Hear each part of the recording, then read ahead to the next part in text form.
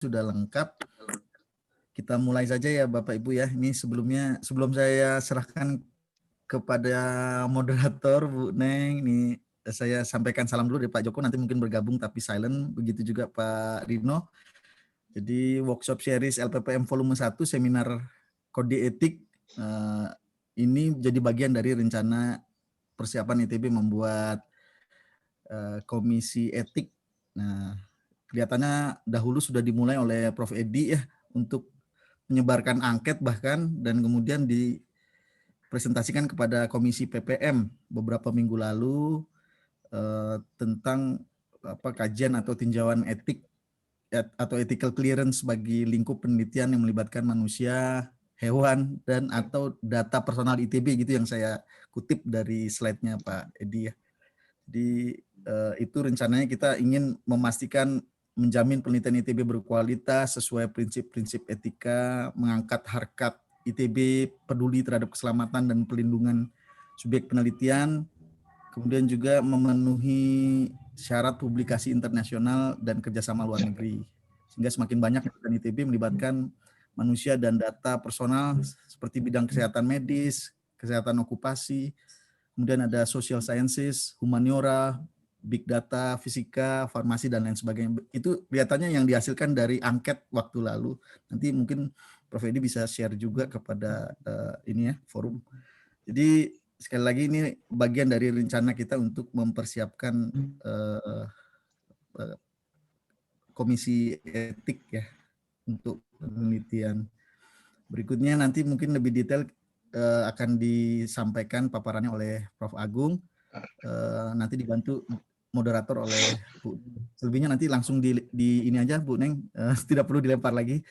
Ada sesi yang sudah kita share juga, tanya jawab, kemudian selesai di pukul 10.15 dengan penutupan dan wrap up gitu ya. Begitu kurang lebih Bapak Ibu, selebihnya saya serahkan ke Bu Neng ya. Mangga Bu Neng. Ya, terima kasih Pak Denny. Assalamualaikum Bapak Ibu, selamat pagi. Perkenalkan ya, nama saya Neng Fiseri Kurniati dari Sekolah Farmasi.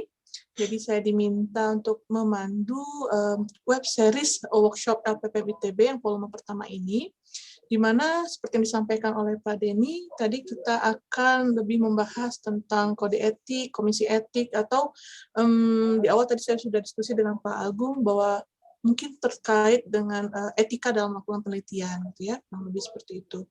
Jadi materi akan disampaikan oleh Pak Agung selama 30 menit, kemudian kita akan lanjut 30 menit dengan diskusi dan tanya jawab ya, kurang lebih seperti itu. Jadi diharapkan 10.15 kurang lebih kita sudah bisa menyelesaikan workshop ini. Tanpa memperpanjang waktu lagi, mungkin saya bisa mempersilahkan Pak Agung untuk mempresentasikan materinya terkait etika dalam melakukan penelitian. Silakan Pak. Terima kasih Bu, saya izin share screen.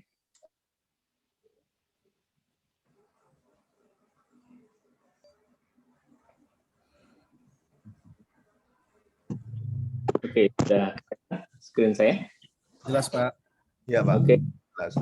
Selamat pagi Bapak Ibu sekalian. Hari ini saya akan mempresentasikan tentang research etik, atau kita sebut aja etika riset. Ini atau sebelumnya saya Agung Nugroho, saya dari Fisika Magnetik dan Fotonik, FIPA.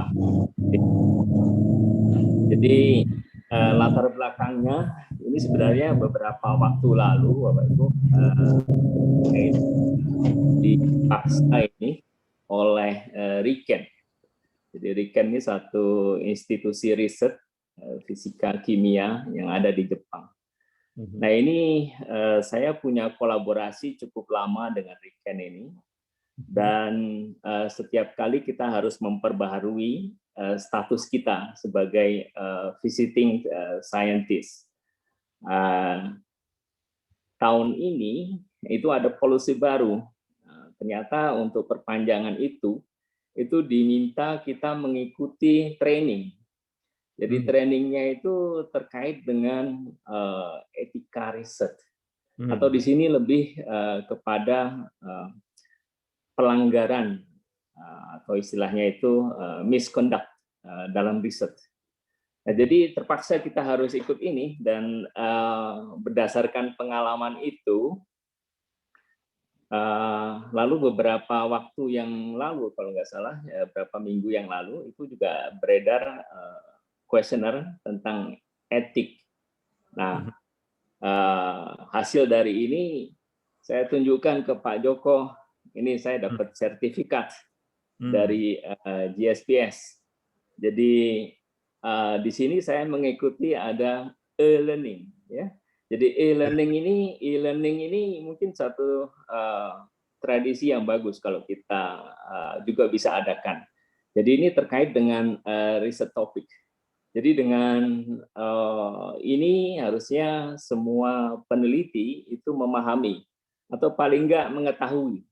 Jadi kalau banyak yang tahu itu mudah-mudahan bisa saling mengingatkan. Jadi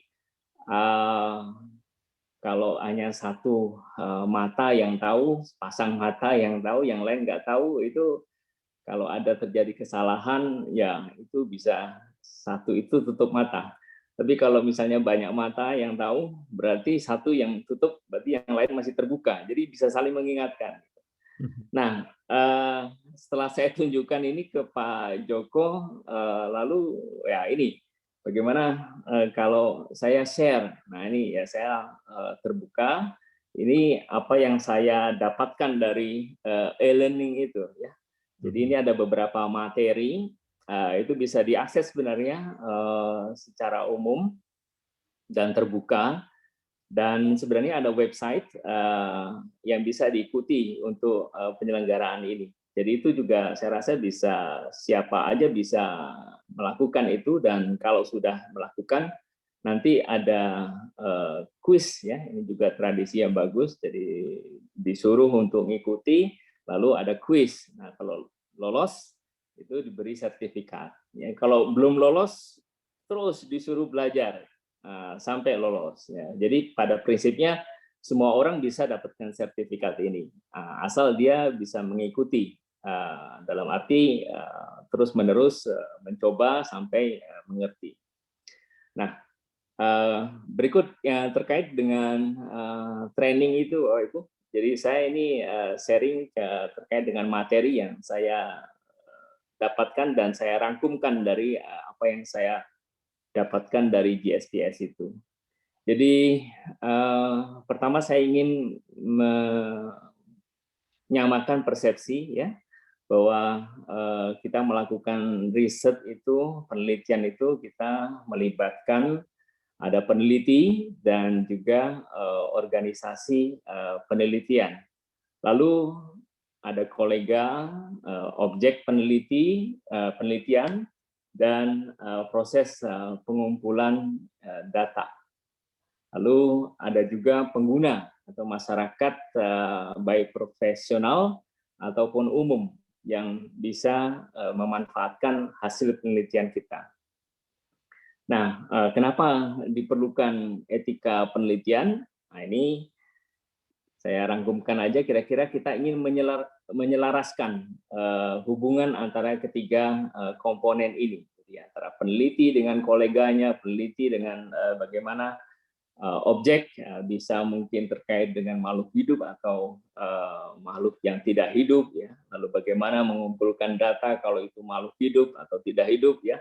Lalu bagaimana data itu disimpan, dan juga hubungan antara kolega dengan pengguna dan seterusnya.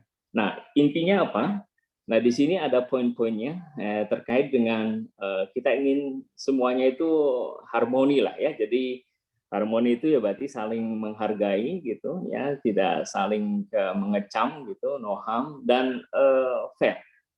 Jadi kalau memang bukan pekerjaan kita punya 10% di sana, ya kita harus memang contribute 10%, nggak bisa dikatakan terus kita contribute jadi 60% atau bahkan 80%.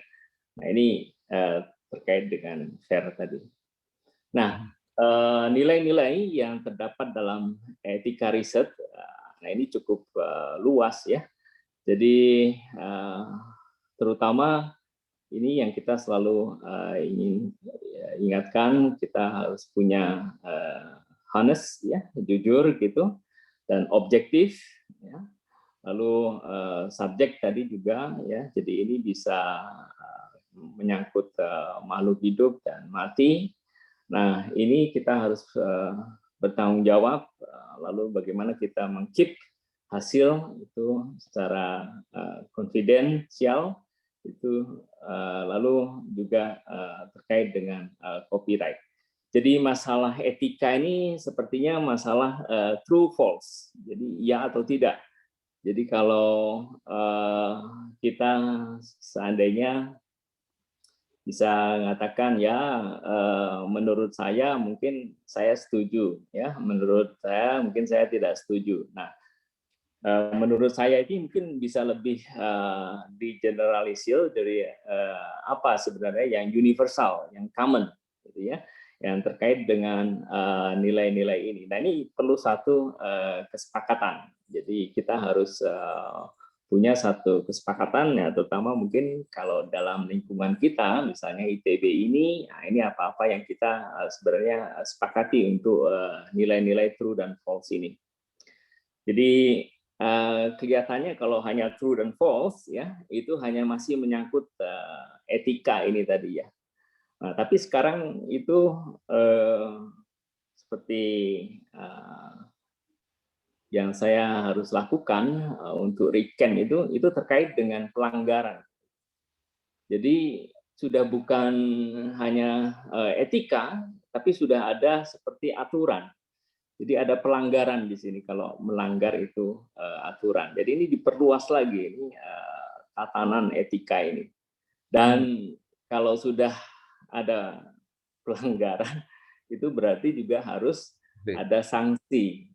Nah, ini mungkin ya. Jadi kalau misalnya nanti satu saat ini misalnya ITB akan membentuk satu komite etik gitu ya. Jadi ini kelihatannya harus juga sampai pada sanksi ini ya. Jadi ini diperlukan mungkin nanti dokumen resmi apa-apa yang kita sepakati lalu harus tersosialisasi, dan itu tadi bisa melalui misalnya e-learning ya, lalu kita bisa semua orang bisa belajar dari sana sampai lulus ya, artinya mengetahui. Nah, lalu kita juga perlu ada komite yang bisa memproses dan memberikan sanksi. Nah, ini salah satu contoh Bapak Ibu yang ada di Jepang ya, dilakukan oleh Max. Jadi ini saya kutip saja, ini ada beberapa section terkait dengan misconduct. Tapi yang saya tampilkan di sini yang terkait dengan sanksi tadi itu. Ya. Jadi di sini sanksinya misalnya apabila researcher atau peneliti atau research institute itu melakukan pelanggaran ya. Jadi sanksinya itu harus balikkan ini dana risetnya itu. Lalu semua terkait dengan funding itu semuanya harus dikembalikan seperti itu. Nah, itu mungkin salah satu konsekuensi yang terkait dengan misconduct tadi atau pelanggaran etika riset. Jadi masih banyak hal lain lagi yang lebih spesifik terkait dengan sanksi administrasi ya, atau juga sanksi tidak boleh lagi ikut berkompetisi dan seterusnya. Oke, jadi kalau kita lihat cakupan etika riset ini dalam materi yang saya ikuti itu cukup luas. Ini juga saya dapatkan ringkasan, gambar-gambar kira-kira cakupan riset ini. Jadi kalau kita ringkas ini sebenarnya karena riset itu yaitu kita mulai dari menulis proposal ya, dalam menulis proposal itu sini sudah harus ada etikanya ya. Jadi ini ada banyak item Bapak Ibu, saya hanya menekankan yang ini aja, conflict of interest ya. Jadi dalam dokumen itu conflict of interest ini bisa dalam arti luas ya, bisa juga dalam arti yang sempit. Jadi misalnya kalau kita mempropose satu proposal, ya, tapi kita misalnya sebagai peneliti itu juga memiliki posisi di tempat lain. Misalnya kita juga komisaris atau peneliti dari suatu perusahaan, misalnya, atau institusi lain. Jadi ini tidak boleh ada konflik of interest. Jadi antar topik yang kita ajukan ini, ya, itu nggak boleh ada interestnya ini punyanya perusahaan atau punyanya institusi riset, seperti itu. Lebih narrow atau lebih sempit itu bisa juga terkait dengan antar peneliti atau peneliti. Tapi memang kita biasanya dalam penelitian ya kita harus berkompetisi. Nah, tapi di sini konflik of interest ini mungkin dimaksudkan lebih ke bagaimana kita mungkin bisa kompromi gitu, atau mana meneliti mana, bagian mana diteliti siapa. Nah, itu mungkin ada distribusi seperti itu akan lebih baik. Lalu berikutnya dalam riset ini, nah ini terutama untuk yang tadi menyangkut makhluk hidup atau objek yang hidup. Nah, ini juga perlu memperhitungkan ada safety dan security. Lalu kegiatan riset itu berarti setelah kita propose, kita bisa dapatkan dana, ya kita bisa melakukan kegiatan penelitian. Nah, ini poinnya di sini, ya ini kita memerlukan misalnya kalau kita mau ngambil data, lalu kepemilikan dari data itu dan seterusnya, itu terkait dengan adanya izin. Lalu dalam mengumpulkan, memproses, lalu manage data penelitian kita, itu juga di sini kita perlu ada etikanya. Nah, ini kalau ini saya rasa ini sudah lazim ya. FFP itu ini adalah falsification, lalu fabrication, dan P-nya satu lagi ini adalah plagiarism. Jadi ini sepertinya kita sudah paham kalau yang ini ya. Jadi kalau kita melakukan data falsification atau fabrication atau melakukan plagiarism, ini kita mesti harus kena ini ke etikanya ya. Lalu yang terakhir, kegiatan riset itu terakhir terkait dengan pelaporan atau diseminasi hasil riset. Nah, ini yang paling penting di sini disoroti, ini terkait dengan authorship. Ya. Jadi di sini ada istilah gift authorship sama ghost authorship. Jadi gift itu nggak ngapa-ngapain atau porsinya sedikit dibilang banyak. Lalu kalau ghost yang harusnya dia berkontribusi kita tidak sebut. Nah, ini ada terkait dengan etika authorship ini. Lalu submission itu seperti kita nggak boleh double submission ya. Lalu ini juga mungkin terkait dengan memilah-milah. Jadi riset yang satu blok itu kita kecil-kecilkan, lalu publikasi sedikit-sedikit gitu ya. Nah, ini istilahnya salami slicing. Nah, ini ada dokumen, sebenarnya saya lihat juga di internet, ada yang dibuat oleh Elsevier. Nah, ini menurut saya juga menarik, dan sepertinya kita bisa ikuti ya. Jadi Bapak Ibu bisa akses ini di ethics.elsevier.com. Ya. Di sini ada konten yang tadi sebagian itu tercakup. Ya. Tapi yang menarik di sini dalam dokumen ini itu ada beberapa dokumen yang terkait dengan fact sheet. Jadi ini seperti tadi untuk menjudge ya atau tidak. Kita perlu ada kriteria. Nah, di sini ada beberapa kriteria yang bisa kita pakai untuk menjudge Apakah kita ada competing interest misalnya, atau kita melakukan plagiarism dan seterusnya.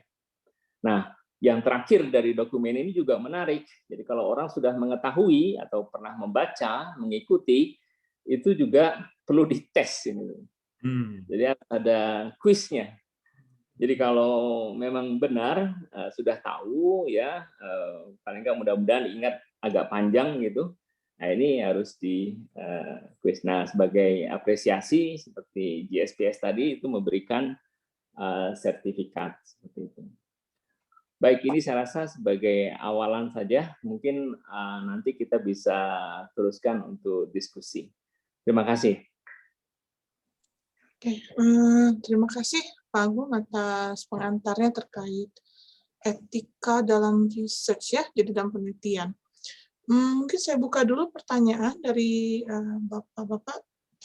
Ibunya sedikit ya kayaknya. Mangga Bapak Ibu, silakan jika ada yang mau ditanyakan terkait presentasi Pak Agung. Jadi kalau saya lihat ini sebenarnya etika research itu berarti bisa ke manusia, ke objek, atau ke koleganya sendiri berarti ya Pak ya? Ya, kalau cakupannya itu terkait dengan kegiatan riset. Ya. Jadi kegiatan riset itu mulai dari kita mengusulkan proposal, ya sampai dengan kita melaporkan atau mendiseminasi hasil riset kita. Jadi kalau tadi terkait dengan etika, apakah ini hanya makhluk hidup saja? Menurut saya di sini, jadi dari dokumen yang ini itu ternyata luas ya. Jadi itu bukan hanya terkait dengan makhluk hidup atau mati, jadi bukan hanya objek begitu saja, tapi ini juga menyangkut ini ya. Misalnya kolega peneliti yang menjadi perhatian mungkin menurut saya sekarang ini, saya melihat ada beberapa, ya saya rasa juga, saya lihat juga ada terjadi di ITB ya. Jadi dosen itu mungkin punya mahasiswa, dan mahasiswanya yang kerja ya. Tapi nanti penelitiannya itu diklaim nama depannya dosennya. Nah, kalau dalam atau kebalikannya Pak Agung, dalam dokumen ini itu ada kuis. Jadi kalau kita jawab boleh dong, karena kan ini proyeknya proyek kita yang ngajuin. Itu mereka kan sebagai peneliti, boleh dong kalau gitu kita yang sebagai penulis utama. Itu false Bapak Ibu. Jadi kelihatannya memang harus ada porsi ya tentang authorship ini. Ini yang persisnya itu mungkin kita harus sepakati seperti apa. Jadi berdasarkan dokumen-dokumen yang sudah ada, itu memang sangat menekankan sebenarnya originalitas itu asalnya dari mana? Originalitas. Jadi kalau misalnya, apalagi kalau memang seperti tadi ya, gift authorship. Jadi nggak tahu apa-apa sebenarnya. Jadi kita bisa cek itu. Jadi kalau misalnya ini sebenarnya orang bukan bidangnya. Bukan bidangnya, dan untuk masuk bidang itu mungkin perlu pengalaman riset mungkin lebih dari 10 tahun. Tapi tiba-tiba menulis sebagai penulis utama. Ya, sebagai penulis utama, tapi memang ada yang memang ada di bidangnya itu. Nah, tapi ini ya itu kita perlu juga memberi perhatian ya. Jadi artinya ya, itu juga bagian dari gift authorship yang ya termasuk dalam pelanggaran etika ini, artinya misconduct itu. Nah, tapi sejauh mana kita mau memberikan sanksi, ya itu juga saya terbuka ya. Jadi ini penetapan sanksi ini sangat bergantung sekali dengan apa yang kita sepakati. karena mungkin setiap tradisi itu bisa beda-beda ya. Dan mungkin juga kesepakatan kita dengan ini society, dana yang memberi dana masyarakat yang kita pakai dan seterusnya. Mangga Pak Andi atau Pak Edi mau menyampaikan Bu Neng ya? ya, boleh saya Bu Neng? Boleh mangga Pak. Oke, wah, terima kasih Pak Agung. Ini pencaranya bagus sekali sharingnya ya, dan juga pengalaman yang sudah dilakukan oleh Pak Agung ini dalam rangka kerjasama dengan Riken. Ini sesuatu yang menarik saya kira. Ya, memang etika riset ini yang disampaikan oleh Pak Agung ini yang umum ya Pak ya. Jadi general malah skopnya itu semua kegiatan-kegiatan riset itu harus berpedoman pada etika ini gitu ya Pak Agung ya. Jadi kalau saya lihat ini sebenarnya kan penjabaran dari pernyataan Singapura ya. Singapore Statement kalau nggak salah ini 2010 dan juga untuk yang kerjasama, penelitian kerjasama itu Montreal Statement itu. Jadi isinya memang ya ini semuanya yang disampaikan oleh Pak Agung tadi. Dan saya kira di ITB mestinya ini menjadi bagian dari satu apa ya budaya kita begitu ya. Jadi kalau saya melihat di MIT misalnya, itu etika riset seperti ini, itu ada trainingnya.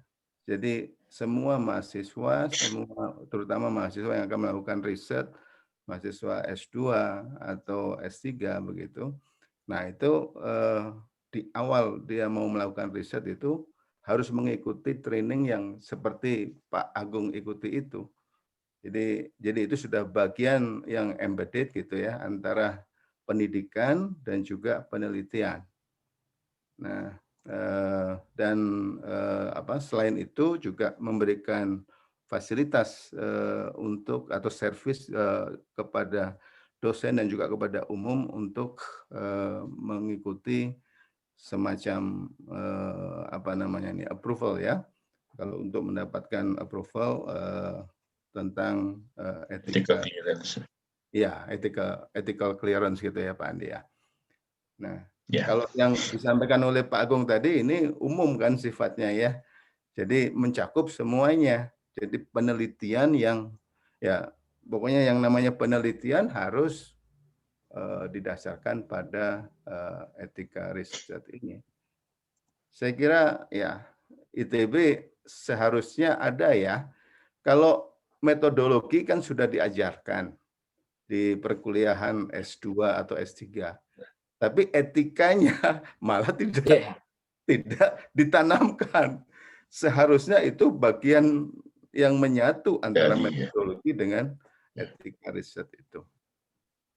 Kita mungkin lebih penekanan di sini Pak Edi. Data falsification, data fabrication, dan plagiarism. Ini 3 hal yang kita mungkin sudah punya good practice kalau yang ini. Ya. Tapi yang saya soroti misalnya seperti AutoShip. Ya. Terutama penelitian kerjasama itu pasti arahnya ke situ juga kan. Betul. Ini yang proporsi kita sebenarnya kan. Betul. Ya. Dan setiap kali kita mau publikasi, hal ini juga selalu ditanyakan oleh oleh jurnal kan begitu ya. Conflict of interest-nya, authorship-nya, kemudian interest statement ya. Iya betul. Terus permission-nya ya. Saya kira ya hal ini merupakan basic ya, dasar yang harus dipunyai gitu ya untuk melakukan penelitian itu, kegiatan penelitian. Jadi yang waktu ini Pak tadi Agung ikut Riken itu berapa lama itu Pak Agung? Dan bayar berapa? Terbuka aja Pak. Online ya Pak Agung ya. Ya, ini kita ada Oh, website itu ini, siapa Bapak. saja bisa ikut, Pak? Coba masuk sekarang juga bisa. Itu berapa bayarnya dan berapa Free of lama? charge. Oh, free. Free of charge ya, yang bayar yang atas ya. Yang bayar yang atas. Oh, Nah, kalau bayar. yang bayar itu memang Itu institusinya yang sudah bayar punya tapi institusinya sudah punya kontrak terkait Mm-mm. dengan mungkin pendanaan, komitmen pemakaian dana, pemakaian data itu Ya, ya. institusi sudah punya kontrak. Makanya kalau sudah ada katakanlah gratis kayaknya. MOU atau letter of intent dari institusi itu terhadap misalnya satu pemberi dana, nanti dia punya aturan yang lebih ketat lagi. Makanya dituntut supaya penelitinya itu harus mengikuti aturan itu. Oke.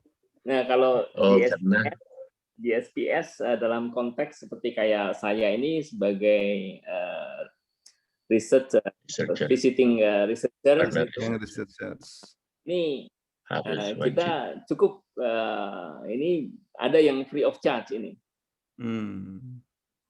Dan ini Berarti ITB kita belum punya ya Pak ya, ini dengan belum MOU punya. juga inginkan ya, mungkin bagus gitu kalau kita adakan ya.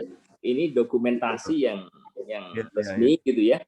Artinya kalau kita bicara itu berarti memang sudah legalkan gitu, misalnya oleh ITB gitu. Jadi berdasarkan dokumen itu, nah kita bisa buat misalnya tadi e-learning. E-learningnya. E-learning, kalau yang saya ikuti ini e-learning itu awalnya saya mendapat kesulitan itu karena browser saya itu saya pakai Chrome itu bermasalah, dia nggak bisa. Jadi gitu? sudah beberapa saat jawab kuis gitu, nggak maju-maju. Jadi saya kira apakah ini salah jawab kuisnya? Ini karena browsernya ternyata platformnya dia izinkan pakai platform yang mereka punya ya. Jadi saya coba pakai Safari, oke gitu. Jadi bisa. Safari kalau oke, jadi ya. mungkin, tapi itu masalah teknis ya. Tapi intinya bahwa proses itu bisa dilakukan berulang-ulang supaya kita ingat terus gitu ya. Itu juga menurut saya penting ya. Jadi keselamatan kerja, security itu juga mungkin lebih bagus ada berulang-ulang gitu. Kalau saya ikuti di Jepang itu setiap tahun tuh misalnya ada training untuk pemadam kebakaran, ada keadaan darurat, jadi semua orang harus ikut. Gitu. Jadi ya sepertinya kalau diikuti ya sebenarnya biasa-biasa aja, nggak ada yang terlalu istimewa. Tapi supaya orang di training terbiasa gitu. Jadi harus diingatkan berulang-ulang. Gitu. Membangun kebiasaan sebetulnya lebih bagus ya. Ya, harus menjadi kebiasaan. Dan kalau membangun kebiasaan ya DP. Iya. Kalau pertanyaannya multiple choice atau essay di sini Pak Agung? Multiple choice Pak. Oh, oke. Multiple choice. Jadi multiple choice dan nanti bisa ngulang lagi kalau salah. Jadi ada dokumen kayak kalau Bapak Ibu bisa masuk ke website ini, itu ada dokumen tadi yang saya ringkaskan itu. Jadi kalau nanti salah, dia rujuk lagi, lihat lagi ini, baca lagi bagian ini gitu. Oh, gitu ya. Jadi intinya sebenarnya sertifikat itu hanya menunjukkan bahwa kita pernah mengikuti, ya, jadi sadar gitulah bahwa ini sebagai awareness gitu. Ya. Tapi kalau kita nggak di-on itu nggak dibilang harus hati-hati, ini kita bablas saja jangan. Lupa lagi. Terutama tadi itu Pak, yang jadi tentang authorship itu kan, itu saya coba. Ini kan saya kira kan misalnya ini riset kita kan, ini kita yang cari dana ya, lalu tapi di situ ada poin bahwa sebenarnya kalau riset itu belum ada yang jelas. Jadi kalau sudah jelas sebenarnya nggak perlu di riset. Jadi kalau riset itu memang sesuatu yang belum jelas dan ide untuk melakukan atau yang muncul selama riset, nah itu yang harus dihargai. Pak Andi, bangga Pak? Saya barangkali ini nyambung Pak Edi tadi saya mau tanya, kelihatannya kalau dengan Max mereka memang sudah mensyaratkan karena mereka sudah terbiasa dengan hal-hal begini ya Pak Agung ya. Jadi kan Pak Agung tadi harus punya, tadinya saya mau tanya ini kapan kita perlu sertifikat ya? Apakah semuanya wajib sertifikat? Tapi ternyata baik juga kalau semua yang berkepentingan ikut ataupun pernah dapat training tentang ethics ya. Karena ini menarik nih Pak Agung. If more than 5 years pass since you completed, suruh ngambil lagi ya itu kata Pak Agung tadi ulang-ulang kan. Ulang-ulang. Ya. Dan kita memang mungkin apakah institusi ITB sendiri bisa juga melakukan penyelenggaraan ini, Pak Edi tadi saya pikir, saya barusan juga sambil ini ke grup saya bilang ini kita perlu barangkali ini yang baru-baru kita beri semacam training, pemahaman, paling kurang butir-butir yang tadi disampaikan oleh Pak Agung tentang pada saat awal sedang mengerjakan sampai diseminasi gitu. Walaupun ini tadi kan Pak Denny menyampaikan kita sedang berbicara komisi etik, kita lebih ethical clearance karena menggunakan hal-hal tertentu ya Guneng ya. Iya, tapi ini kan kelihatannya sesuatu yang lebih luas. Saya rasa mungkin Pak Edi kalau kita bisa ke ITB propose bahwa ini memang terstruktur masuk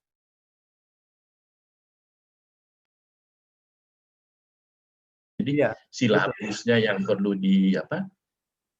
silabusnya yang perlu direvisi kalau belum ada ya ditambah, dan mungkin dengan adanya silabus pelaksanaan demikian itu bisa jadi bukti juga kalau kita ditanya ini kan saya kalau kerja sama luar mereka tanya ini ethical clearance dari departemenmu mana dari institusi kamu mana karena saya pakai manusia sebagai subjek itu ternyata itu hanya ya sebagian kecil dari mungkin dari memperlakukan objek penelitian dengan baik, confidentiality dan sebagainya itu ya. Sangat menarik Pak Agung. Jadi terima kasih banyak nih Pak Agung mau share. Iya, mungkin saya bisa sharing sedikit Bapak Ibu. Kalau saya tidak salah ingat juga. Boleh. Ya? Oh iya, silahkan Bu Desi kalau ingin mau nambahkan silahkan Bu. Enggak, saya mau ini Agung mau tanya, terima kasih presentasinya Pak Agung, sharing materinya menarik sekali. Saya mau tanya yang ini Pak, kalau bisa cerita lebih banyak tentang salami slicing, kayaknya itu kan banyak kejadian tuh di Indonesia ya. Jadi bisa tolong dicerita Pak sedikit Pak. Ya, kalau saya lihat butir tentang salami slicing ini Bu di dokumen yang ada ini ya. Jadi itu ternyata good research. Good research itu memang enggak ngelaporkan bagian itu eceran gitu.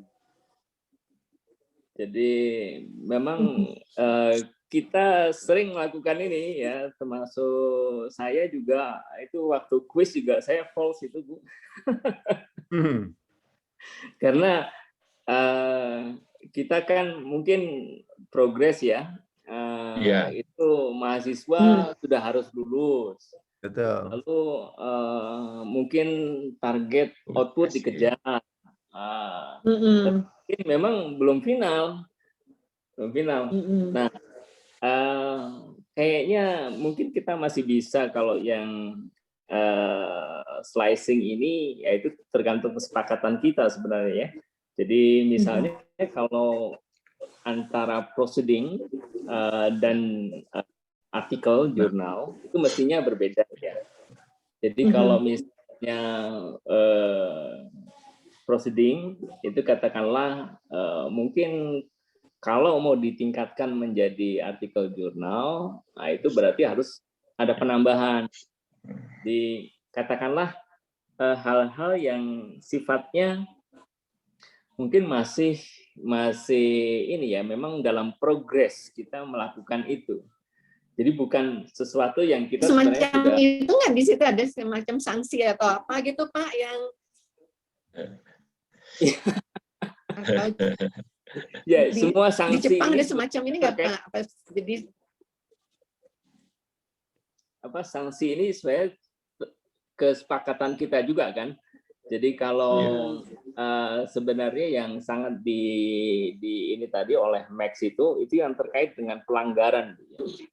Jadi kalau yang slicing ini saya rasa ranahnya reputasi masih aja ya, ya, etika ya, etika. ya. Etika. Jadi Tapi kualitas kalau aja kita, nanti dia lihat apa ya.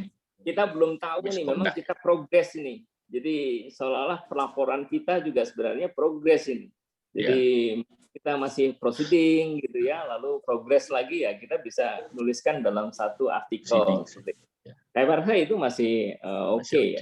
Ya, Masih Pak Agung saya. Nah, cuman kalau kita sudah tahu semuanya, dijadiin 3 paper ya Pak Agung. Seperti kasih data barangkali ya. Itu salah slicing. Nah, misalnya cuman gambarnya saja yang beda. Jadi introduction 80% sama, method 100% sama. Nah, hasilnya gambarnya itu baru. Nah, itu saya rasa slicing itu ya. Jadi kalau misalnya gambar itu mungkin kalau mereka menemukannya secara gradual bagaimana? Kan kalau di tiga itu kan seringkali begitu Pak Agung. Misalnya di matematik. Betul Pak, betul. Itu gradual dia nemukannya gitu ya. Kalau di kelas ini saja ternyata betul apa ini kita gitu ya, conjectures kita. Kemudian setelah bekerja tahun lagi atau 6 bulan lagi dapat hasil yang lebih umum dan seterusnya. Ini kan sebenarnya tidak slicing ya, itu ya. Ya, karena bagian dari progres kan ya. Iya, bagian dari progres gitu ya. Jadi yang lebih ke ini sebenarnya seperti satu gambar yang sama, satu gambar yang beda, tapi mungkin 80% atau lebih dari 60% itu tulisannya juga sama gitu. Jadi seolah-olah kita slice gitu bagian-bagian hasil penelitian kita untuk dilaporkan di beberapa proceeding atau jurnal juga mungkin, tergantung jurnalnya juga. Saya boleh lagi. Boleh mangga Pak, silakan Pak. Ya tentang itu kalau saya pikir kalau progres yang mungkin kan conference proceedings, bahkan banyak juga orang melihat menyajikan progres di proceedings itu kesempatan baik juga untuk memperoleh feedback, kan banyak juga melakukan begitu Pak. Ya. Sehingga feedback di samping networking ya, tapi feedback untuk nanti ya tapi harus jelas juga ya Pak ya, bukan sengaja slicing memperbanyak-banyak. Nah tentang authorship, saya rasa apakah kita harus memang diingatkan kalau kita ecer-ecer itu ada konsekuensi juga, kita bisa melanggar etika itu Pak. Kalau authorship tadi Pak, siapa yang berhak jadi first author? Nah saya terpikir juga apakah kita tidak di-drive juga atau oleh aturan yang berlaku Pak. Pak Agung mau naik jabatan dulu kan ini mana penulis pertama gitu kan Pak. Nah, itu barangkali mungkin ke Jakarta kita harus bicara juga bahwa kalau banyak praktek kan corresponding authors, karena Pak Agung corresponding authors-nya karena mahasiswa S3-nya habis itu kan pergi, tidak menetap, tidak ada di sini terus. Ya tidak ada di ITB terus, alamatnya pindah-pindah. Jadi tapi kan persyaratan itu harus penulis pertama. POPAK kita sekarang masih seperti itu, Pak Agung. Ya. Jadi, seperti dilema juga. Ini kapan ini? Jadi apakah memang ya atau harus tiap orang itu memang pada level tertentu masih harus melakukan yang ide-ide utamanya itu memang dari dia sendiri. Sementara mahasiswa saya mengerjakan penelitian begitu. memang kalau yang terkait authorship ini Pak, terutama masalah penempatan penulis tadi ya.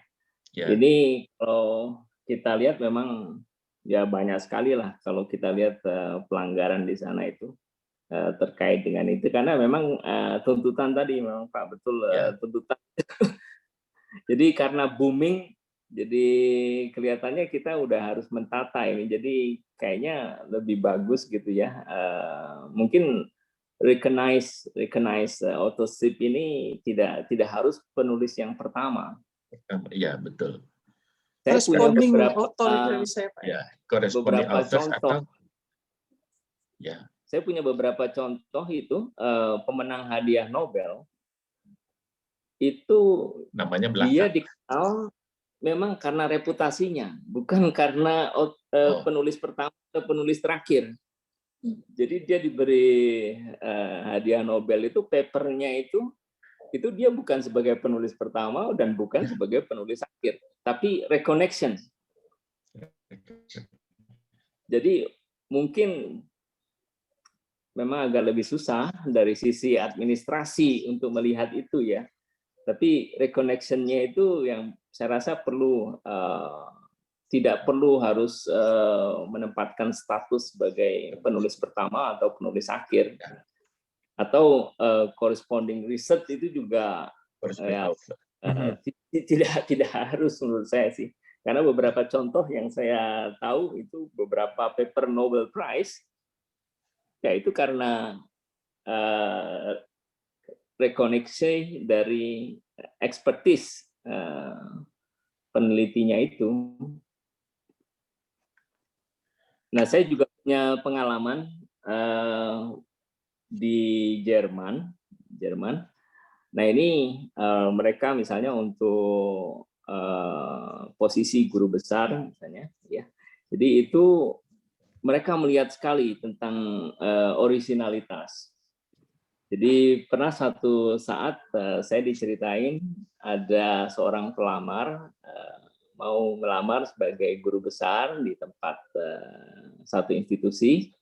Nah itu yang dilihat memang hasil penelitiannya banyak nature-nya Pak, banyak physical review letter, kalau di fisika itu udah jurnal yang paling bagus. Ya. Nah itu ternyata apa-apa yang dia publish di sana itu masih terkait dengan proyek pada saat dia kerjakan sebagai proyek dia postdoc, yang orisinalnya itu adalah pertanyaan-pertanyaan yang belum terselesaikan pada saat dia selesai PhD. Jadi idenya itu sebenarnya awal sekali itu dari supervisornya dia saat dia jalankan S3. Tapi setelah dia selesai pun itu belum bisa dieksekusi atau masih belum bisa dilakukan. Nah, dia lakukan itu saat dia postdoc. Lalu kalau di Jerman itu ada habilitation, saat dia habilitasi. Dan itu keluar semua hasil-hasil itu. Jadi banyak penelitian bagus-bagus publish ada di Nature, ada di Review Letter dan seterusnya. Tapi ketika dia diinterview, nah ini komite yang menginterview itu menjudge bahwa apa yang dia hasilkan sebagai jurnal-jurnal dilaporkan di jurnal-jurnal yang bagus itu bukan orisinalnya dia. Nah, itu orisinalnya si supervisornya saat dia melakukan S3. Nah, karena itu dia nggak dapat posisi. Oh gitu. Nah, apakah kita mau sampai seperti itu? Artinya kalau kita memang mau misalnya mempromot orang ke guru besar atau posisi akademik, nah itu apakah kita mau sampai seperti itu? Artinya kita tidak menilai lagi apakah ini penulis pertama, penulis tengah, atau penulis manapun, tapi memang kontribusi dia, originalitasnya benar nggak itu karena dia. Ya, itu nanti bahasan. Kebijakan nasional ini Menarik lah itu. Ya. perlu dilihat. Bisa satu workshop series lagi tuh. Iya. Sesi Agung, khusus betul. kuning. Pak Agung, saya ada sedikit pertanyaan. Menarik. Berarti kalau di Jepang sendiri, untuk seseorang dapat ethical clearance penggunaan hewan ataupun manusia, apakah orang itu harus mendapatkan ethical research dulu, Pak? Jadi syarat sebagai seseorang untuk melakukan, kita kan inginnya tadi itu membuat komisi etik di mana mengeluarkan izin ethical clearance ya, izin boleh menggunakan hewan, boleh menggunakan manusia. Nah, apakah di Jepang sendiri atau di yang Bapak ikuti ini, syarat seseorang untuk bisa mengajukan ethical clearance ini, apakah dia harus sudah punya sertifikat ethic research dulu gitu? Jadi setelah mereka punya ethical research certificate, baru mereka boleh mengajukan ethical clearance untuk penggunaan hewan ataupun penggunaan manusia. Apakah ada informasi terkait itu, Pak Agung? Oke, ya, terus terang saya nggak tahu artinya seperti apa. Tapi kalau yang saya dapatkan dari mengikuti proses ini, jadi sepertinya kalau yang tadi ethical clearance, jadi ada istilah clearance. Jadi clearance ini berarti betul-betul harus clear ya. Jadi kalau nggak clear berarti nggak bisa gitu. Sedangkan kalau yang kita bahas tadi itu ethical research ya, atau research ethics ini saya rasa nggak perlu harus ada clearance dulu gitu, atau mau clearance. Nah, kalau clearance itu saya rasa lebih spesifik gitu ya. Jadi itu memang kayak kita mungkin mendapatkan SIM gitu ya. Jadi kalau kita udah membuktikan bahwa kita bisa menghandle kendaraan dengan baik, mungkin kita baru dikasih SIM. Jadi saya rasa dari istilahnya saja. Tapi masalahnya di sana ada etik, sama-sama etik. Tapi kalau saya rasa dari sisi istilah dan masalah penghargaan atau sertifikat yang kita dapatkan ini punya value yang beda. Ya. Jadi kalau memang ethical clearance itu menurut saya lebih seperti kalau memang harus clear gitu ya. Kalau nggak clear berarti memang nggak bisa gitu. Sedangkan kalau yang ethical research ini atau yang research etik yang saya kemukakan ini, itu semua orang pasti bisa gitu. Jadi itu memprovokasi bahwa setiap orang harus tahu gitu. Jadi Mangga, Pak. kira-kira gitu. Pak Agung boleh tanya lagi, Pak Agung. Nyambung sebetulnya. Apakah kalau mereka yang dapat dana dari Max mensyaratkan ikut training ini sehingga dapat sertifikat, Pak ikut training ethical ini, Pak? Sebenarnya yang saya ikuti ini yang dengan GSPS, Pak. Jadi GSPS, ya GSPS. Nah, saya nggak tahu apakah yang GSPS ini lebih umum daripada yang Max atau Max punya sendiri. Tapi saya pikir itu terkait dengan agreement yang ada di institusi itu, Pak. Jadi kalau misalnya institusi itu kontrak tertentu gitu, letter of agreement atau letter of intent dengan satu pemberi dana atau funding agensi tertentu, nah itu mungkin dia bisa mempersyaratkan dia harus mengikuti itu. Nah, saya tidak tahu apakah Max itu ini Max di sini ini dia bisa ada dua channel bisa diikuti, ada yang berbayar dan ada yang gratis ya. Jadi kalau yang berbayar ini mestinya lebih ketat. Jadi mengingatkan lebih jauh lagi si peneliti bahwa dia harus waspada. Kalau dia itu melakukan sesuatu itu bisa melanggar. Jadi kalau melanggar bisa kena sanksi. Malah yang menarik itu Pak, dalam salah satu sesi itu ya, sesi e-learning itu terkait dengan ini sepertinya berlaku di Jepang saja mungkin ya. Jadi terkait dengan penggunaan dana riset. Jadi itu ada salah satu item itu dia sebut bahwa kita diundang misalnya sebagai invited speaker di suatu institusi lain. Itu. Ya. Terus kita harus pergi ke sana menggunakan dana riset kita. Nah, jadi kita harus mengajukan dana riset itu dulu untuk kita pakai ke sana. Nah, kondisinya dia katakan bahwa ini ada travel false. Jadi pesawat misalnya nggak bisa terbang atau kendala cuaca. Akhirnya kita sampai di tempatnya, kegiatan sudah berakhir. Lalu pertanyaannya itu terkait dengan dana riset itu gimana? Kamu mau ngajukan lagi atau pulang dulu? Sesuai dengan biasa karena sesimu udah selesai, jadi ya mintanya sesuai untuk sesi itu berarti sudah selesai pulang gitu, atau mengajukan gitu tambahan 1 hari supaya bisa presentasi. Gitu. Saya jawab bisa minta tambahan gitu. False itu Pak. Oh gitu. Salah juga ya, nggak boleh ya. False. Tapi Jepang Jadi, memang kan saya strict ingat sekali. itu ada kolega saya dari Riken itu ternyata memang gitu. Dia ada konferensi di Eropa. Iya. Jadi dia harus pulang dulu ke Riken. Oh. Balik lagi ke Eropa. Oke. Sebenarnya itu sama dengan peraturan pegawai negeri juga loh itu Pak Agung.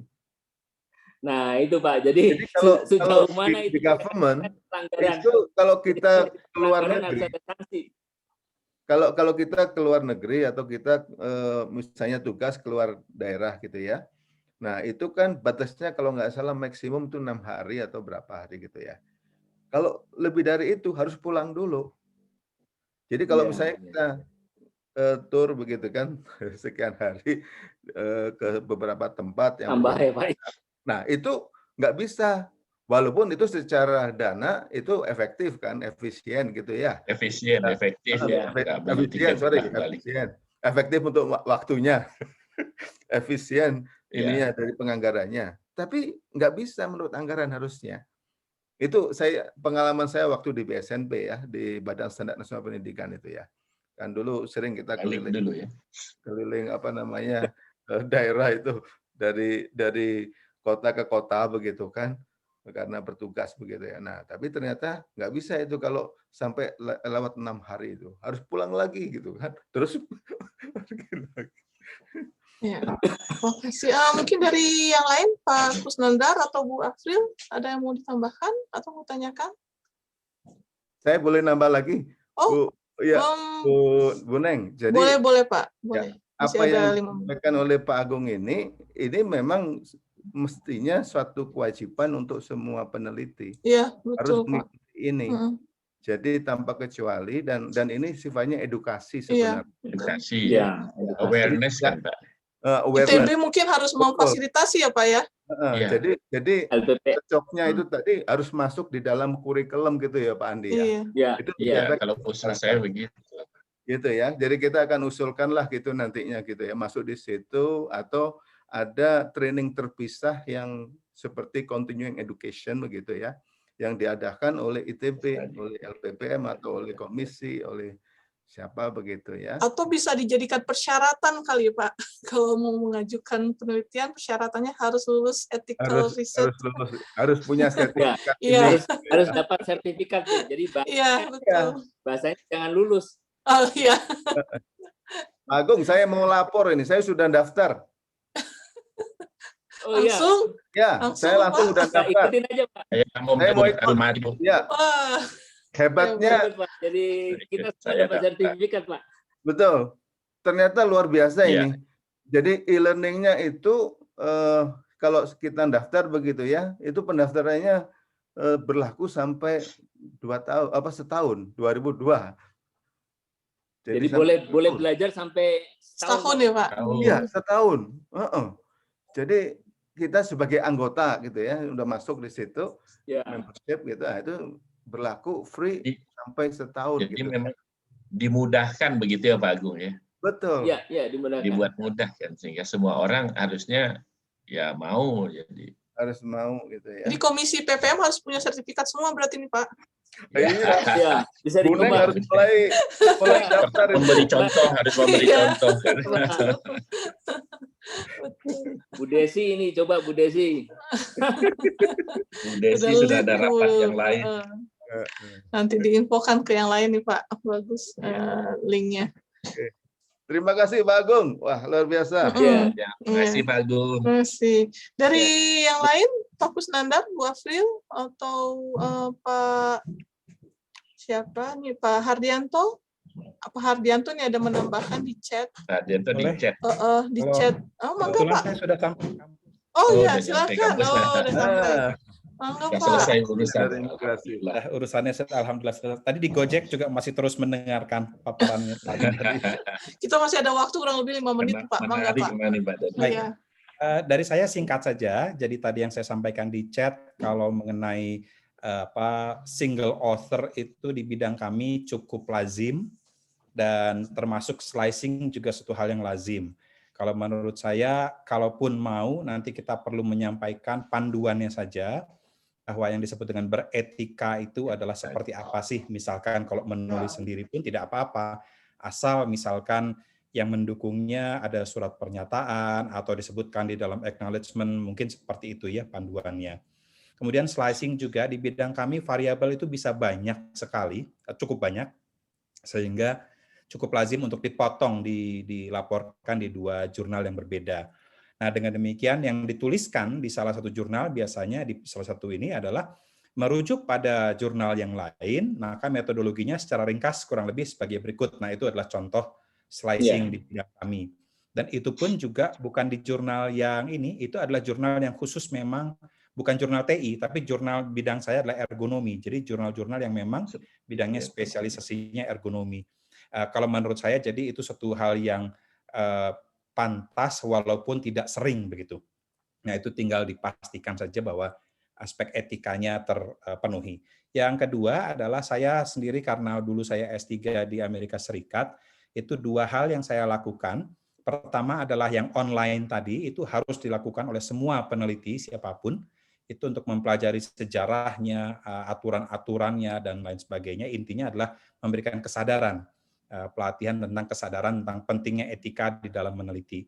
Dan itu gratis, semua mahasiswa pasca harus mengambil online tersebut.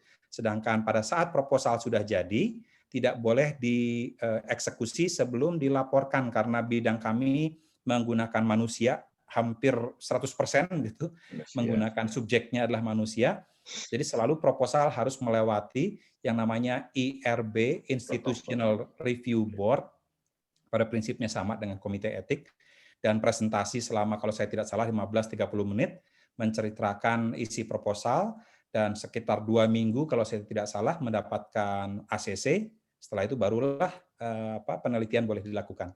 Itu saja Bu, dari saya ringkas saja. Terima kasih. Ya, terima kasih Pak Hardianto. Ini terkait waktu juga ya, Bapak Ibu sudah 10.15. Mungkin bisa saya wrap up aja kurang lebih. Jadi Pak Agung terima kasih. Ini presentasinya sebentar. Mohon maaf lagi ramai di kantor.